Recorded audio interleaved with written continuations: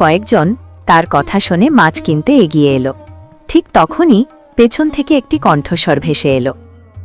ওহে, দেখো দেখো, ভাগ্যবান রঘু এসে গেছে। আমি তো বলেছিলাম এক না একদিন সেও বাজারে নিজের ভাগ্য বেচতে আসবেই। রঘু, তুই মাছ বেচছিস নাকি? ভাইরা, একটু কাছে এসো, ওর কাছ থেকে কিছুই পাবে না। যে মাছ এনেছে দেখে তো মনে হচ্ছে নর্দমা থেকে তুলে এনেছে। কেউ কিনতে চাইলে কিনতে পারো, তবে কাল পেট খারাপ হলে দায় কিন্তু আমার না। ভাই মোহন, ভাই বশির, আমি আপনাদের সঙ্গে ঝগড়া করতে আসিনি, আর আপনাদের বাজারও কেড়ে নিতে আসিনি। আমি শুধু আমার ঘরের রুজি রোজগার করতে এসেছি। আর ভাই সব, আমার মাছ যদি আপনাদের ভালো না লাগে তাহলে কিনবেন না, কিন্তু ওদের কথা শুনে সিদ্ধান্ত নেবেন না। আগে নিজের চোখে দেখে নিন মাছ কেমন। রঘু, তুই নিজেকে খুব অসহায় দেখাচ্ছিস, কিন্তু মনে রাখ, এই বাজার কোনো দয়ার জায়গা নয়। পেট চালাতে হলে শক্ত হতে হয়, কাঁদলে ব্যবসা চলে না। আর সবাই শোনো, যে এই মাছ কিনবে তার পেট পুরো সপ্তাহে খারাপ থাকবে। ওর তো নদীতে মাছই মেলে না, আর মাছ ধরার সামর্থ্যও নেই। ভাই থাক, সত্যিই তো একটু গন্ধ পাচ্ছি। মোহন বশির ভাইয়া তো কখনো ভুল কথা বলে না। চল, ওদের কাছ থেকেই নিই। রঘু, তুই নিজের বাসার চিন্তা কর, কাজ শেষ করে মজুরি নিয়ে নে, এটাই তোর জন্য ভালো হবে। সব ক্রেতা মোহন আর বশিরের কাছ থেকেই মাছ কিনে চলে গেল। আর রঘু বেচারা একমাত্র আশা নিয়ে সন্ধ্যা পর্যন্ত সেখানেই বসে রইল, কিন্তু তার একটি মাছও বিক্রি হল না।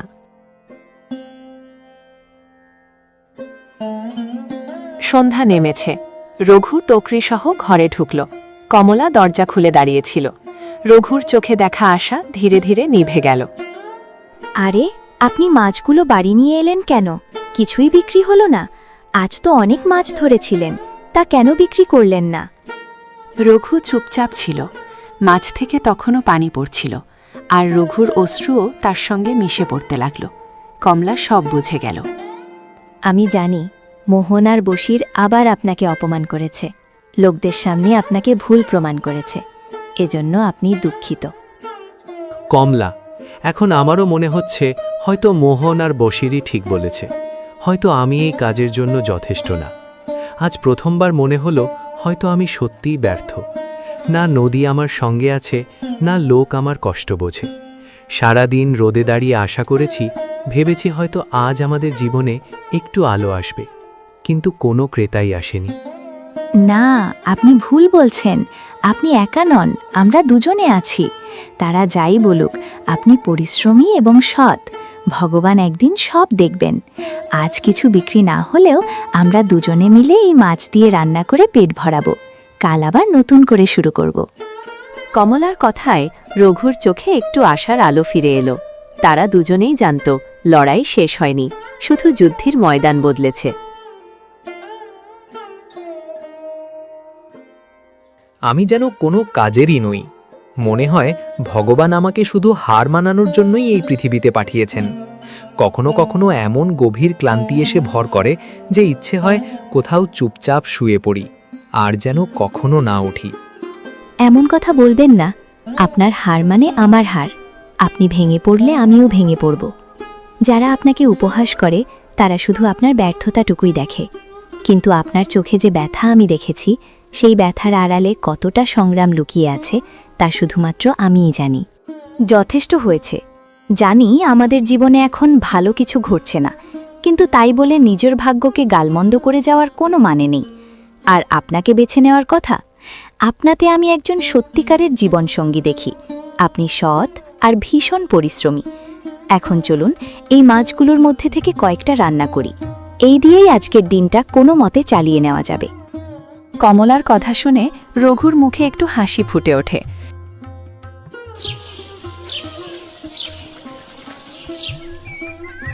পরের দিন ভোরে সে সেই পুরানো জাল নিয়ে জঙ্গলের দিকে চলে যায়, যেখানে পথ সবসময় নিঃশব্দ আর ভয়ের আড়ালে ঢাকা থাকে।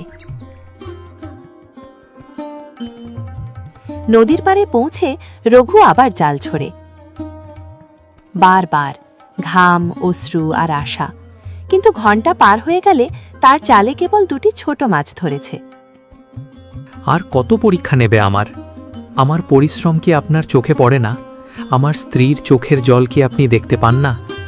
আমি এখনও ভেঙে পড়িনি, তবে ভাঙনের একেবারে কিনারায় এসে দাঁড়িয়েছি।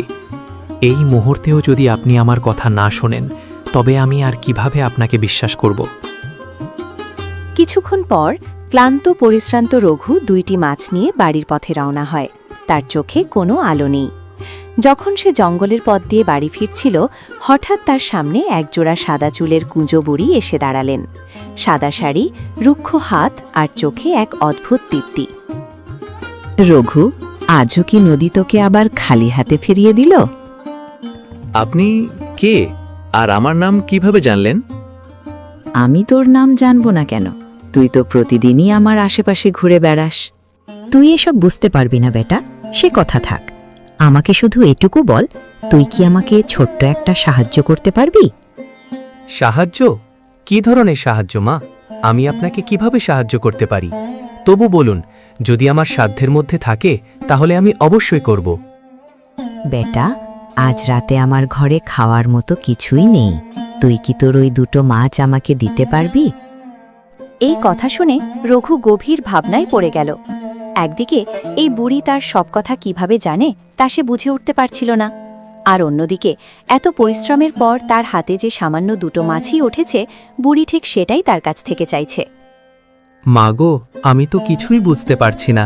আপনি আমার ব্যাপারে এত সব কথা কিভাবে জানেন? রঘু বেটা, আমি তো একজন সাধারণ বুড়ি মাত্র। আমি কেবল অনুমান করেছিলাম। কিন্তু বেটা, তুমি এখনো আমাকে কোনো উত্তর দাওনি।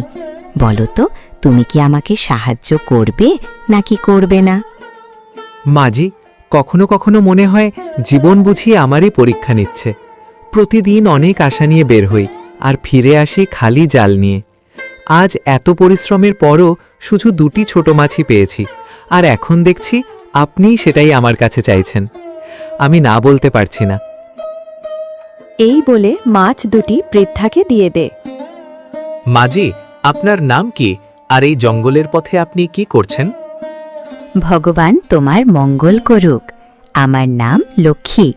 আমি জঙ্গলের পাশেই থাকি। চলো আমার সাথে, আমি তোমাকে আমার ঘর দেখাই। আজ আর যেতে পারবো না মাজি। কখনো আবার যদি আপনার সঙ্গে দেখা হয় তখন দেখা যাবে। এখন আমাকে বাড়ি ফিরতেই হবে। আমার স্ত্রী আমার পথ চেয়ে বসে আছে। কিন্তু সত্যি বলতে কি, বাড়ি যেতেও মন চাইছে না। বাড়ি গিয়ে ওকে কি উত্তর দেব? মনে হচ্ছে আমি ধীরে ধীরে ভেঙে পড়ছি। রঘু বেটা, তুই ভেঙে পড়িসনি। তুই শুধু নিজের সমস্যায় ক্লান্ত হয়ে গেছিস। আর ক্লান্ত হওয়া কোনো পাপ নয়। পাপ হলো হাল ছেড়ে দেওয়া। আর তোর চোখে আমি হাড়ের ছাপ দেখিনি। দুনিয়া শক্তি দিয়ে নয়, ভালো মন দিয়ে জয় করা যায়। যাদের মন ভালো, ভগবান তাদের জন্য নিজেই পথ খুলে দেন। আজ তুই আমাকে মাত্র 2টি ছোট মাছ দিলি, কিন্তু আসলে তুই আমাকে তোর বিশ্বাসটাই দিলি। এই বিশ্বাসের ফল তুই অবশ্যই পাবি। আগামীকালও যদি খালি জাল নিয়ে ফিরে আসি, তবু আমি আর মন খারাপ করব না। আমি এখন আমার ভাগ্যকে মেনে নিয়েছি, কারণ অনেক দিন পর আজ মনে হলো আমিও কাউকে সাহায্য করতে পারি। যাই হোক, আপনার এই সামান্য সাহায্য করতে পেরে আমার সত্যিই ভালো লাগছে। বুড়ি রঘুকে এসব বলে রঘুর দেওয়া 2টি মাছ নিয়ে চলে গেল।